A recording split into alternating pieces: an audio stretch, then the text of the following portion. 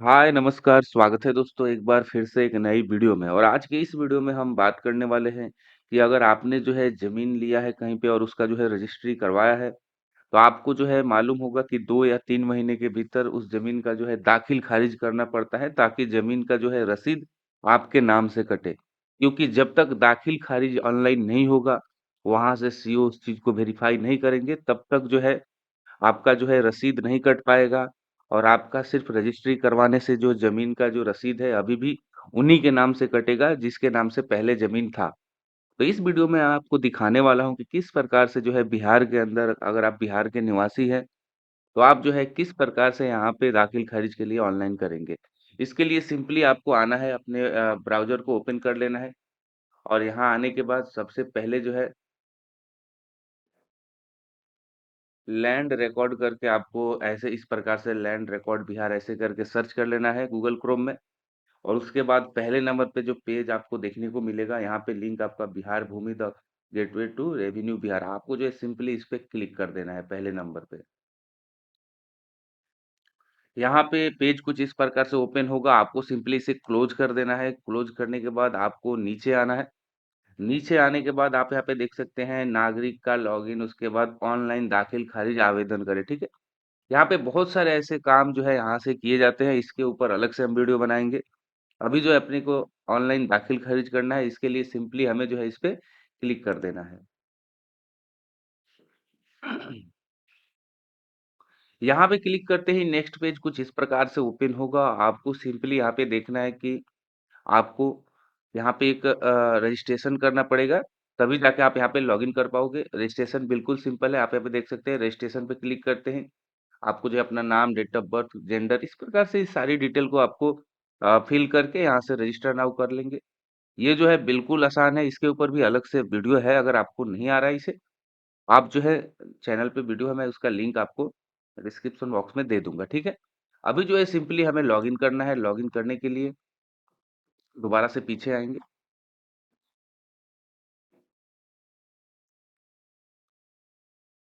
यहाँ पे जो है सिटीजन सिलेक्ट रहेगा, क्योंकि ऑपरेटर का आपको आईडी अभी तो नहीं मिल पाएगा, सिटीजन ही रहेगा।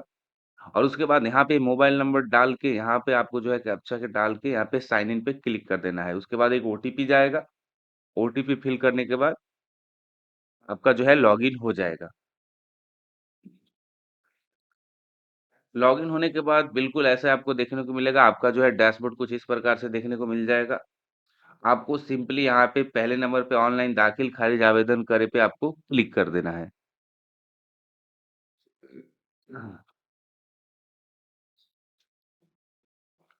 वहां पे क्लिक करने के बाद पेज कुछ इस प्रकार से ओपन होगा। आपको सिंपली नीचे आना है। नीचे आने के बाद सबसे पहले जो है आपको आपका डिस्ट्रिक्ट सेलेक्ट कर लेना है। उसके बाद जो आपका ब्लॉक होगा, यहाँ से आप उसे सिलेक्ट कर लेंगे।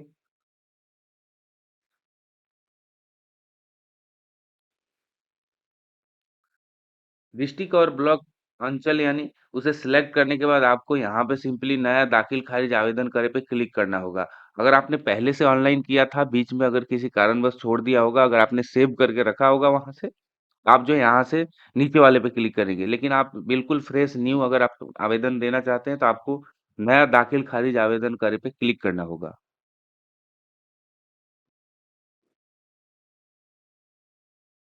यहाँ पे क्लिक करते हैं, आप यहाँ पे देख सकते हैं पेज कुछ इस प्रकार से ओपन होगा। आपको जो कुछ स्टेप यहाँ पे फॉलो करने होंगे। यहाँ पे आप देख सकते हैं सबसे पहले जो है एप्लीकेंट का डिटेल्स यहाँ पे फिल करना होगा। आवेदन करने वाले आवेदक का प्रकार आपको सबसे पहले चयन करना होगा। तो यहाँ से आपको देख लेना है, जो आवेदन कर रहा है स्वयं क्रेता है, कि आवेदक कोई सेवा प्रदाता है, आवेदक कोई तृतीय पक्ष है। इसका मतलब ये हुआ, अगर आप ऑनलाइन कर रहे हैं किसी और का है, तो आप जो है ये वाला सिलेक्ट कर सकते हैं, आवेदक स्वयं। ये 2 नंबर वाला आवेदक कोई सेवा प्रदाता है। अगर आप ही के नाम से ऑनलाइन आप खुद से कर रहे हैं, तो आप जो आवेदक स्वयं क्रेता है कर सकते हैं। बाकी मैं किसी और का करके दिखाना चाह रहा हूँ, तो इसके लिए आवेदक कोई सेवा प्रदाता है, इसको मैं सिलेक्ट कर लेता हूँ। उसके बाद जो है सबसे पहले आपको आवेदक का पूरा नाम यहाँ पे डाल देना है। यहाँ पे हिंदी या इंग्लिश में आपको इसे डाल देना है। यहाँ पे कोई दिक्कत नहीं है, आप जो है हिंदी या इंग्लिश किसी भी लैंग्वेज में आप यहाँ पे सबसे पहले आवेदक का पूरा नाम यहाँ पे डालेंगे।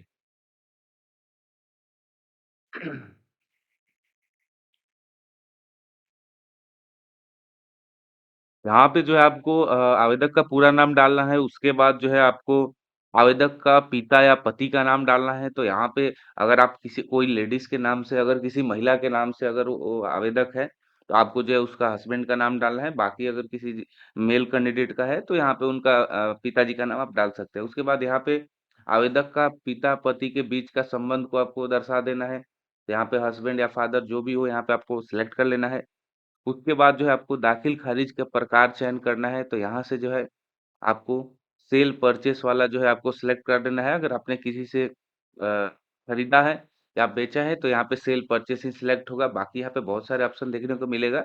अलग अलग केस में अलग अलग तरीके को यहाँ पे सिलेक्ट करना होगा। अगर आपने कहीं से जमीन खरीदा है तो आपको जो सेल परचेस वाला ही ऑप्शन सिलेक्ट करना है। उसके बाद यहाँ पे एक ईमेल आईडी आपको डाल देना है और यहाँ पे मोबाइल नंबर डालने के बाद आप यहाँ पे देख सकते हैं, नीचे आएंगे। नीचे आने के बाद आप यहाँ पे देख सकते हैं प्रेजेंट एड्रेस आपको डाल देना है। यहाँ पे आपका जितना भी एड्रेस है, यहाँ पे विलेज, उसके बाद यहाँ पे आपका पूरा एड्रेस एक बार यहाँ पे डाल सकते हैं। उसके बाद यहाँ पे डिस्ट्रिक्ट और इसके बाद नीचे यहाँ पे आपका जो स्टेट है, और उसके बाद यहाँ पे आपका पिन कोड। ठीक है।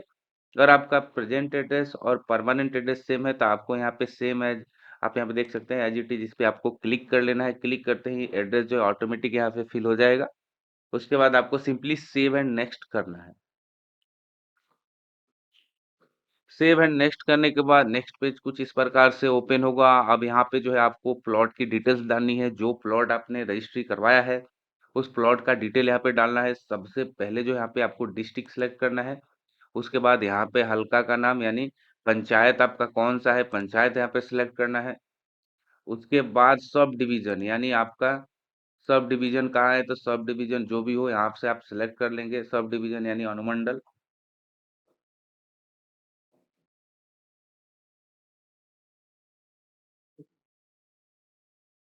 सब डिवीजन सेलेक्ट करने के बाद आपको सीधा यहाँ पे आना है। यहाँ आने के बाद मौजे, मौजा यानी आपका गांव, किस गांव में आपका जो हो जमीन आपने जो लिया है किस गांव के अंतर्गत आता है, तो आपको यहाँ से गांव को सिलेक्ट कर लेना है। और उसके बाद यहाँ पे आप सर्किल मतलब अंचल, तो इस प्रकार से इन सारी चीजों को फिल करने के बाद आपको simply click here to add plot details पे आपको क्लिक कर देना है। यहाँ पे क्लिक करने के बाद यहाँ पे आप देख सकते हैं क्या विक्रेता स्वयं जमींदार है। यहाँ पे कुछ ऑप्शन है जो आपको यहाँ पे यस नो करके यहाँ पे जवाब देना पड़ेगा, ताकि जो है फॉर्म आगे की तरफ जाएगा। ठीक है। तो यहाँ पे इस चीज को ध्यान देना है, क्या विक्रेता स्वयं जमींदार है, मतलब जिन्होंने इस जमीन को बेचा है स्वयं जमींदार है। तो यहाँ पे आपको यस करना होगा। यहाँ पे जब आप यस करोगे तो यहाँ पे बोला जाएगा कि विक्रेता का भाग पृष्ठ अथवा कंप्यूटराइज जमाबंदी संख्या दर्ज करे। तो ये चीज आपको कहाँ मिलेगा, ये चीज यहाँ से भी आप देख सकते हैं। भाग पृष्ठ संख्या देखने के लिए यहाँ क्लिक करें। तो यहाँ पे हम क्लिक करेंगे। क्लिक करने के बाद आपको सिंपली यहाँ पे जिला सिलेक्ट करना होगा। उसके बाद यहाँ पे आपका जो भी अंचल होगा सिलेक्ट करके प्रोसीड कर देंगे। और उसके बाद यहाँ पे आप देख सकते हैं जो भी यहाँ पे आपका पंचायत होगा आपको सिलेक्ट कर लेना है। और उसके बाद यहाँ से खाता नंबर से आपको सर्च करना होगा। ठीक है। वहां पे खाता नंबर डालने के बाद इस सुरक्षा कोड को यहाँ पे डाल के जब सर्च करोगे तो आपका जो है यहाँ पे उस जमीन का प्लॉट डिटेल्स यहाँ पे खुलेगा। तो उसके बाद जो है आपको देखना होगा कि जिन्होंने बेचा है उनके नाम से ये जमीन, उनका जो है नाम ढूंढ के यहाँ से और देखे पे क्लिक कर देंगे। या यहाँ पे भी आप देख सकते हैं भाग वर्तमान और पृष्ठ संख्या यहाँ पे आपको देखने को मिल जाएगा। तो आपको जो है यहाँ से ये भाग वर्तमान और पृष्ठ संख्या वहाँ पे लिख लेना है। ठीक है। अब एक कंडीशन और देखना है, उसके बाद मैं आगे आपको दिखाना है। अगर यहाँ पे आपको नो, आप यहाँ पे अगर नो करते हैं, बहुत सारे ऐसे लोग होंगे जिन्होंने जिससे आपने जमीन लिया है उनके नाम से जमीन नहीं होगा। हो सकता है कि उसके पूर्वज का होगा या हिस्सेदार होंगे वहां पे। तो इस कंडीशन में आप यहाँ पे देख सकते हैं कि आप प्रश्नगत भूमि के एक से अधिक हिस्सेदार है। तो अगर उसमें हिस्सेदार है तो आपको सिंपली यहाँ पे यस करेंगे। क्या भूमि संयुक्त खाते की है, तो अगर यस या नो इस कंडीशन में आपको यस करना होगा, क्योंकि जब हिस्सेदार होंगे तो जाहिर सी बात है कि वहां पे बाकी भी लोग होंगे। तो यहाँ पे जितने भी सारे कृपया हिस्सेदार का नाम दर्ज करें। यहाँ पे एक एक करके उनका जो है जो भी हिस्सेदार होगा यहाँ पे करने के बाद यहाँ पे बोला जाएगा कि आपने विक्रय पत्र सभी खातेदारों का सहमति पत्र संलग्न संलग्न किया है। आपको जो है इस चीज को भी यहाँ पे यस करेंगे। तभी जाके ये दाखिल खारिज हो पाएगा, ठीक है? लेकिन अगर ये सारा कंडीशन तभी होगा जब ज़मींदार मतलब विक्रेता स्वयं ज़मींदार नहीं होगा, मतलब दूसरे के नाम से ज़मीन होगा। तो थोड़ा-सा यहाँ पे प्रॉब्लम फेस करना पड़ेगा, आपको इस चीज़ को ध्यान से यस, नो करके इसका जवाब देना है और यहाँ पे सारी डिटेल डालने के बाद ही यहाँ पे यस करके इसके क्लोज़ करेंगे, यहाँ पे उठा लेगा। लेकिन हमारे केस में जो विक्रेता है स्वयं ज़मींदार है, तो मैं यहाँ पहले नंबर पे ही यस करूँगा और उसके बाद जो यहाँ पे भाग संख्या और पृष्ठ संख्या यहाँ पे डाल के यहाँ पे सर्च पे क्लिक कर दूँगा। डाल दिया भाग संख्या और पृष्ठ संख्या, उसके बाद यहाँ पे सर्च पे क्लिक कर देना है। अब यहाँ पे देख सकते हैं, यहाँ पे क्लिक करने के बाद यहाँ पे पूरा उनका जो है प्लॉट का डिटेल्स यहाँ पे जितने भी उनके उसमें सर्वे नंबर है सब ओपन हो गया है। यहाँ पे जो यहाँ पे लिखा गया है दस्तावेज में आप देखेंगे, यहाँ पे जितना भी जमीन जो भी सर्वे नंबर में जितना जितना जमीन उन्होंने लिखा है, आपको यहाँ से इस प्रकार से इसे सेलेक्ट कर लेना है। आपके केस में अगर यहाँ पे एक ही होगा तो एक ही दिखाएगा। इनमें 3 यहाँ पे सर्वे नंबर है और खाता संख्या 2 है यहाँ पे।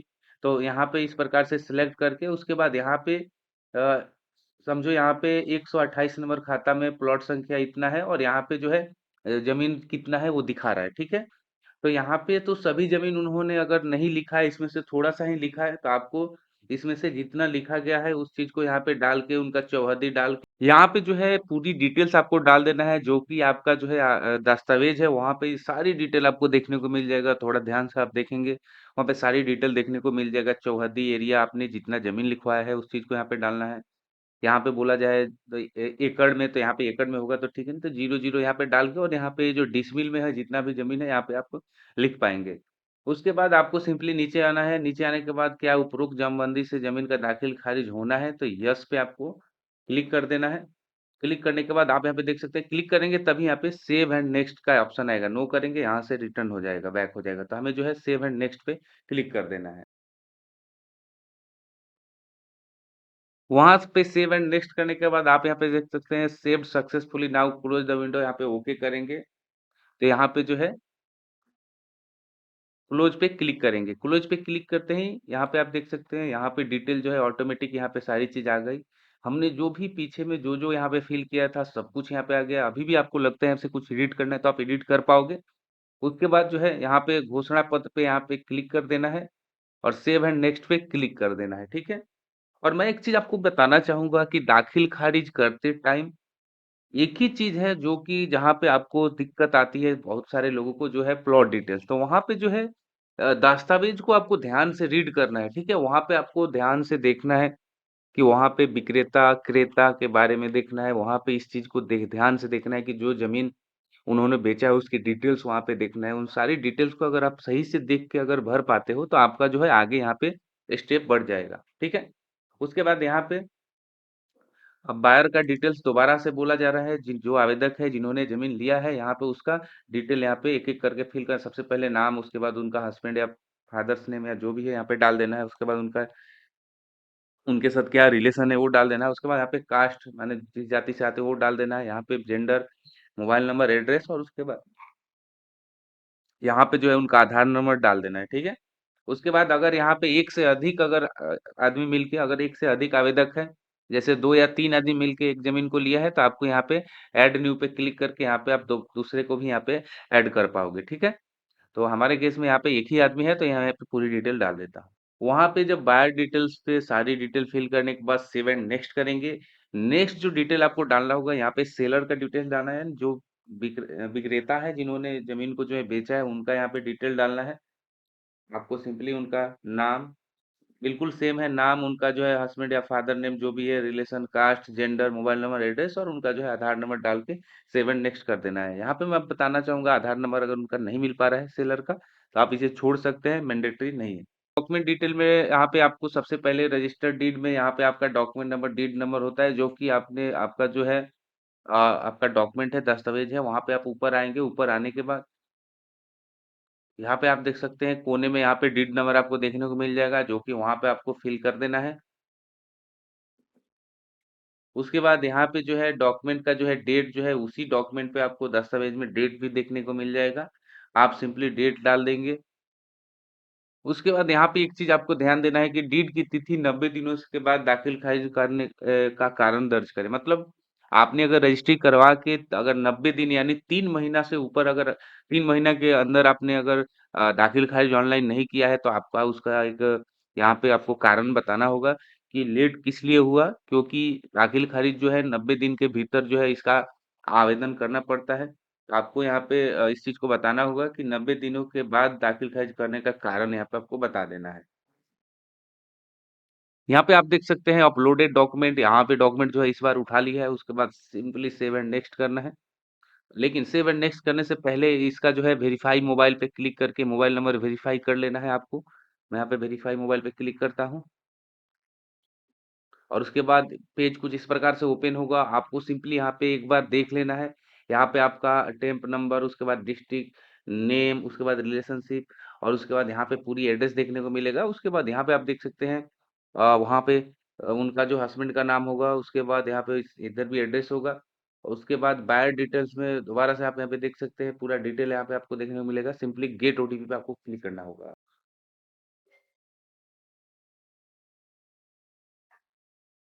वहाँ पे जो है ओटीपी वेरीफाई होने के बाद आप यहाँ पे देख सकते हैं स्टेटस में यहाँ पे आपको एक टिक आउट देखने को मिलेगा ग्रीन टाइप के। उसके बाद आपको यहाँ पे प्रीव्यू एंड सबमिट पे क्लिक करना होगा। वहाँ पे मैं आपको बताना चाहूँगा, आपके पास अगर दर के वाला नंबर नहीं है, डॉक्यूमेंट भी अगर आप कुछ कोई अपलोड नहीं करते हैं तो भी हम जो है आगे सबमिट के लिए होगा। लेकिन मैं आपको रिक्वेस्ट करूँगा, आप जो है वहाँ पे डॉक्यूमेंट कुछ डालें, दर के वाला नंबर नहीं है तो छोड़ सकते हैं, लेकिन वहाँ पे आधार वगैरह बिल्कुल डालें, ठीक है? उसके बाद आप यहाँ पे एक बार यहाँ पे प्रीव्यू करेंगे, आपको यहाँ पे इस चीज़ को मिला लेना है। जितने भी सारे डिटेल पीछे आपने डाला है, वो सारा डिटेल यहाँ पे आपको देखने को मिलेगा। आपको सिंपली यहाँ से उन सारी डिटेल को एक बार वेरीफाई कर लेना है और उसके बाद यहाँ पे आप देख सकते हैं स्वघोषणा पत्र, यानी यहाँ पे इस चीज़ को आपको क्लिक करना होगा। क्लिक करने के बाद फाइनल सबमिट पे क्लिक करना होगा। फाइनल सबमिट पे जब आप क्लिक करोगे, दोबारा से अब ओटीपी जाएगा, उस ओटीपी को दोबारा से फिल करने के बाद कंफर्म एंड फाइनल सबमिट पे आपको क्लिक करना होगा। वहाँ पे जब आप कंफर्म एंड सबमिट पे क्लिक करोगे, आप यहाँ पे देख सकते हैं आपका आवेदन संख्या, आपका जो है टेम्प नंबर मिल चुका है, प्राप्त किया गया आपका आवेदन, सत्यापन के उपरांत की स्वीकृति होगी, यानी आपका जो है ये वेरीफाई होगा। वहाँ पे जो आपका हल्का कर्मचारी है उसे आपको इस चीज़ को सीओ के पास ट्रांसफर करेगा। वहाँ से आपका डिटेल जो है सारा वेरीफाई करने के बाद आपका जो है दाखिल खारिज कंप्लीट कर दिया जाएगा। उसके बाद जो है आप जो है अपना नाम से जो है जिस नाम से आपने आवेदन किया है उस नाम से रसीद कटा पाएंगे।